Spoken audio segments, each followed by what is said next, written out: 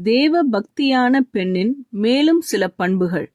கிறிஸ்துவுக்குள் பிரியமானவர்களே, ஒரு தேவ பக்தியான பெண்ணின் வாழ்க்கை எப்படி இருக்க வேண்டும் என்று வேதாகமம் நமக்கு அழகாக கற்றுத்தருகிறது. நீதிமொழிகள் 31:26 தன் வாயை ஞானம் விளங்க திறக்கிறாள், தயையுள்ள போதகம் அவள் நாவின் மேல் இருக்கிறது என்று சொல்கிறது.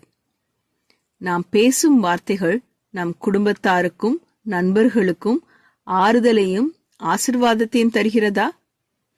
அவர்களின் தேவைகளுக்கேற்ற வேதாகம சத்தியத்தை அன்போடு பகிரக்கூடிய பெண்களாக நாம் இருக்கிறோமா?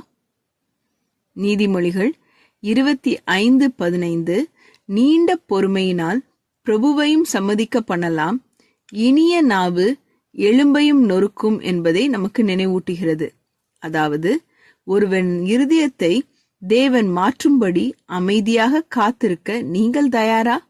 அல்லது அடிக்கடி குறை சொல்லி வற்புறுத்தி அவர்களை மாற்ற முயற்சி செய்கிறீர்களா? நீங்கள் மற்றவர்களை மென்மையான வார்த்தைகளால் தாக்கம் செய்கிறீர்களா அல்லது கடுமையான வார்த்தைகளால் கட்டுப்படுத்த முயற்சிக்கிறீர்களா? நீதிமொழிகள் 21:19 ஒரு சிந்திக்க வைக்கும் உண்மை சொல்லப்பட்டிருக்கிறது.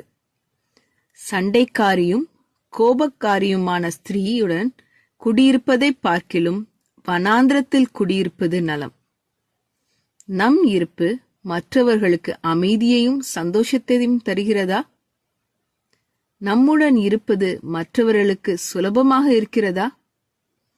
இன்று நம் இருதயத்தை தேவனுக்கு முன்பாக வைப்போம்.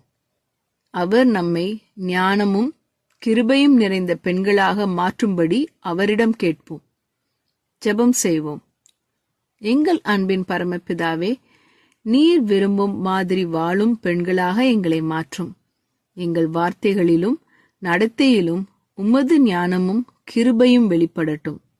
எங்கள் வாழ்க்கையின் எல்லா வழிகளிலும் கிறிஸ்துவின் அழகை பிரதிபலிக்கும் பெண்களாக எங்களை ஆக்கும்படி உம்மிடத்தில் மன்றாடுகிறோம். இயேசுவின் நாமத்தில் ஜெபிக்கிறோம் பரமபிதாவே, ஆமீன்.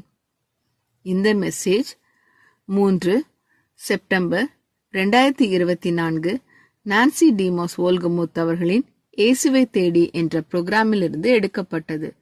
கர்த்தர் உங்களை ஆசீர்வதிப்பாராக.